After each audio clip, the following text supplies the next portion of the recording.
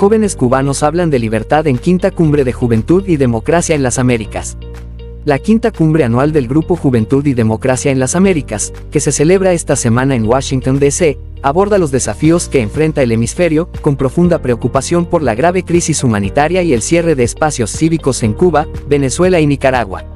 Los organizadores señalaron que esas tres naciones hoy día continúan siendo naciones secuestradas por regímenes dictatoriales que insisten en mantenerse en el poder a través de la violencia, la persecución política, la violación de derechos humanos, la desaparición del Estado de Derecho y la disolución de los valores democráticos para sus pueblos. El embajador juvenil de Cuba, Félix Llerena, dijo que la delegación cubana quiere alzar la voz de los jóvenes dentro de la isla que quieren la restauración en Cuba de un Estado democrático y un futuro de libertad. Escuchemos. La delegación cubana trae un mensaje muy claro, y es el mensaje específicamente de los jóvenes que están desde dentro de Cuba, exigiendo evidentemente el fin de la dictadura y por supuesto la reinstauración en Cuba de un Estado democrático y de derecho. Alzar la voz de ellos, traer la voz de esta juventud que dentro de la isla sigue buscando, sigue soñando un futuro de libertad y de democracia, es la responsabilidad principal de los jóvenes cubanos que venimos a esta cumbre. Ustedes están con el auspicio de la OEA y van a estar en el Capitolio. ¿Tienen reuniones con algunos funcionarios? Sí, evidentemente no solamente con el propio secretario general de la OEA, sino también con varios embajadores, específicamente el propio embajador Fran Mora, el representante de Estados Unidos, y así varios funcionarios y varios embajadores de otros países. Tú que vienes representando a Cuba, ¿cuál es tu objetivo personal en esta cumbre? Mira, el objetivo personal es el motivo que me ha llevado desde muy pequeño a ser activista, y es precisamente alzar la voz por una Cuba evidentemente democrática, libre y con todos los cubanos. Ese es nuestro deseo y esa va a ser nuestra principal motivación en este foro. Vienen jóvenes de todas las Américas. ¿Qué tú quieres que esos jóvenes sepan de la situación cubana? ¿Qué mensaje tú quieres que ellos se lleven? Mira, primero las dos cosas, que la democracia no es un sistema perfecto, no es un sistema blindado.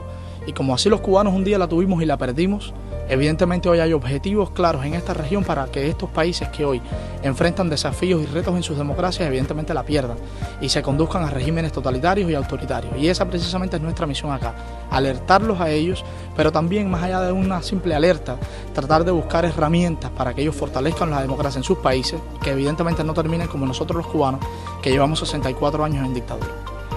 Radio Martí ha estado recientemente recibiendo muchos informes de violencia entre los jóvenes en Cuba. ¿Qué tú crees que está pasando? Mira, evidentemente llevamos 64 años de destrucción, y la misma destrucción que vemos en un edificio que se cae en La Habana, la vemos por supuesto en la sociedad cubana que está destruyéndose y que ha sido destruida por ese nuevo hombre que el régimen cubano buscaba. Ese es el nuevo hombre que el régimen cubano quería construir. Y eso evidentemente es nuestra misión también, contrarrestarlo.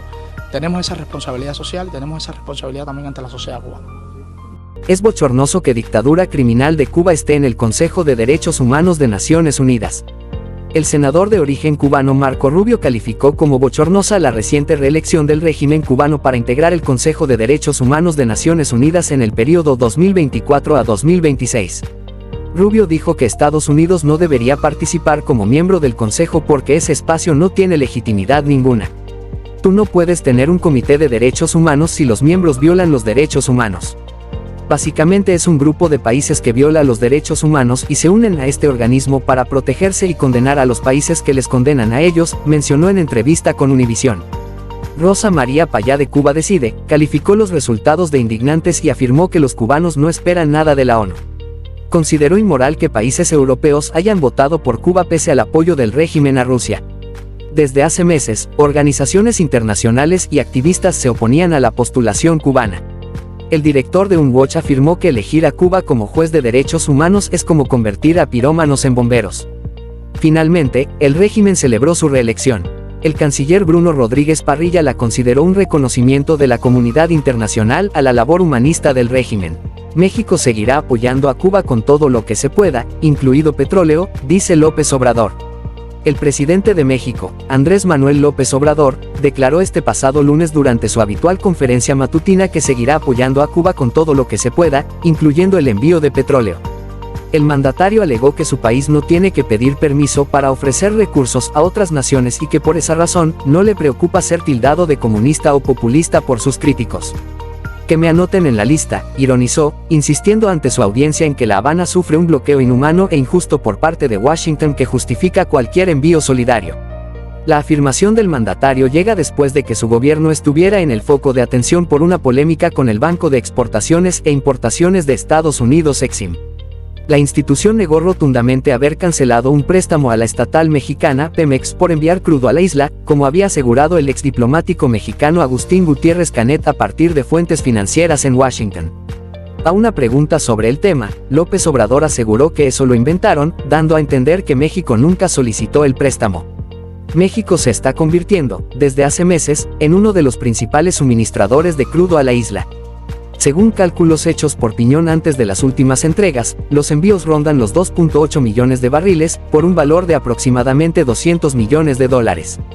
Solo entre junio y julio llegaron a la isla 2 tanqueros, con 350,000 y 700,000 barriles respectivamente. Los envíos, según la canciller mexicana Alicia Bárcena, se hicieron a través de la Agencia de Cooperación Internacional para el Desarrollo. Preso político Samuel Pupo sin medicamentos ni atención médica. Yuneisí Santana González, esposa del preso político Samuel Pupo Martínez, denunció la falta de atención médica y medicamentos para su esposo en la prisión de máxima seguridad de Ahuica en Matanzas. Según declaró Santana, a finales de agosto Pupo estuvo ingresado en el Hospitalito de Colón por una crisis de esclerodermia, enfermedad degenerativa no compatible con la reclusión según las reglas Mandela. Tras 7 días fue trasladado a Ahuica bajo la promesa de ser llevado en menos de 20 días al Hospital Provincial Faustino Pérez para estudios, algo que aún no ha ocurrido.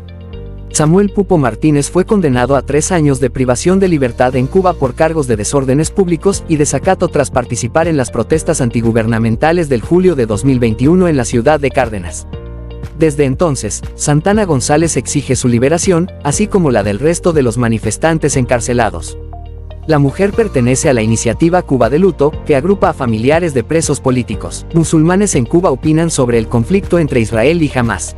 Musulmanes en el mundo sienten una fuerte conexión con Jerusalén y la región histórica de Palestina, debido a la importancia religiosa que tiene para el Islam. En un momento en que escala el conflicto entre Israel y Hamás en esa zona, se conoció la opinión sobre el tema, tienen cubanos musulmanes en la isla. Esto lo veo que hace unir más a los musulmanes. En el Islam creemos que cuando le aqueja es como un cuerpo, que ve afectado alguna parte de su miembro y entonces el cuerpo entero se lo siente. Entonces la UMA, la comunidad islámica, no importa dónde esté radicada, se lo siente. Claro que se lo siente y eso hace que trabajemos en solidaridad, que nos unamos un poquito por todo lo que ocurre, dijo Ibrahim Vega Trinchet, quien reside en Santiago de Cuba. En respuesta al brutal ataque de Hamás en territorio israelí, el pasado 7 de octubre, el régimen de La Habana, en un segundo pronunciamiento, llamó a poner fin a la impunidad de Israel, calificando a Estados Unidos como cómplice histórico de la nación hebrea. El presidente estadounidense Joe Biden sostuvo una llamada telefónica con su homólogo palestino, Mahmoud Abbas, y con el primer ministro israelí, Benjamin Netanyahu, instándoles a permitir la entrada de ayuda humanitaria a la región y afirmando su apoyo a los esfuerzos para proteger a la población civil. Nos despedimos de una edición más de noticias, no sin antes invitarlos a que se suscriban, compartan y denle like.